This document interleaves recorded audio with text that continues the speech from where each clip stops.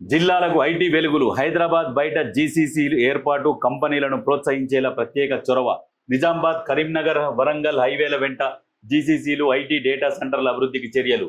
Bharat future సిటీలో ప్రపంచ స్థాయి మౌలిక వసతులు. పర్యావరణ హిత నెట్ జీరో విధానాల అమలు. ఏఐ హెల్త్ సిటీలు, ఇండస్ట్రియల్ కారిడార్ పనులు వేగవంతం. ఇన్వెస్ట్ తెలంగాణ పేరుతో ప్రత్యేక ఏజెన్సీ. ఒకే వేదికపై పెట్టుబడిదారులకు అనుమతులు. ఇక్కడనేమో ఈయన నానా ప్రయత్నం చేస్తున్నాడు. ఎవరు? మన ముఖ్యమంత్రి రేవంత్ రెడ్డి గారేమో పెట్టుబడులను ఆకర్షించేందుకు రకరకాల ప్రయత్నం, రకరకాల పాటలు పడుతున్నాడు. ఎంతో కష్టపడుతున్నాడు తెలంగాణలో పెట్టుబడులు తీసుకురావాలని. మ్యాక్సిమం కష్టపడుతున్నాడు, తెచ్చేంత వరకు తెస్తూనే ఉన్నాడు పెట్టుబడులు తెలంగాణకు. కానీ మన దేశ ప్రధాని మాత్రం పెట్టుబడులు తెచ్చుడు లేదు. పెట్టుబడులు వెనకకు పోయినాయి. 3,19,000 కోట్ల పెట్టుబడులు మొన్న విత్డ్రాల్ చేసుకొని వెళ్ళిపోయింది దేశం నుంచి. భారత్లో మాకు లేదు రక్షణ అనుకుంటా. మరి వాళ్ళు ఏ రాష్ట్రంలో పెట్టిరో తెలియదు, కానీ రిటర్న్ వెళ్ళిపోతున్నాయి. కేంద్ర ప్రభుత్వంతో ఒప్పందం చేసుకున్న పెట్టుబడులు రిటర్న్ వెళ్ళిపోతున్నాయి. ఎందుకంటే పరిస్థితులు బాగలేవు. వాళ్ళని ఆదుకోవాలి కదా. మరి వాళ్ళు వచ్చి పెట్టుబడులు పెట్టినప్పుడు వాళ్ళకు ప్రభుత్వ సహకారం ఉంటేనే వాళ్ళు పెట్టుబడులు పెడతారు. ఏమైనా పరిశ్రమలు నిలుస్తాయి, నిలిచి దాని ద్వారా కొన్ని ఉత్పత్తులు ఉంటాయి, వాటిని మనం ఎక్స్పోర్ట్ చేసుకునేందుకు అవకాశం ఉంటుంది. కానీ మన నరేంద్ర మోడీ గారు మాత్రం స్టైల్కు, షో ఆఫ్ మాత్రం సూపర్ పనిచేస్తారు. మిగతా పనికి మాత్రం వేస్ట్.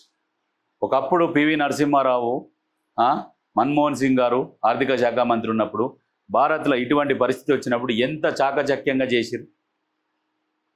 అటువంటిది వీళ్ళకి చేయొస్తుందా?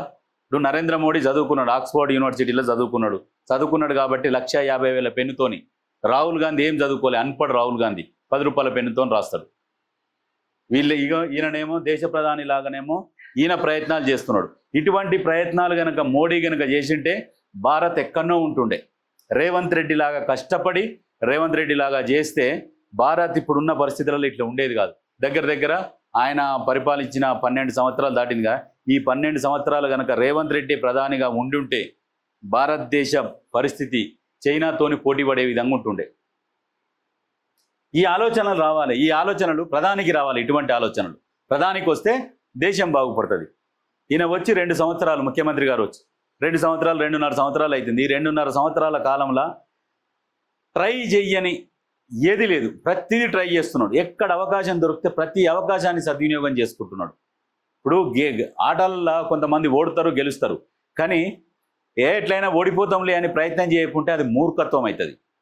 ఈయన ప్రతిదీ ప్రయత్నం చేస్తున్నాడు.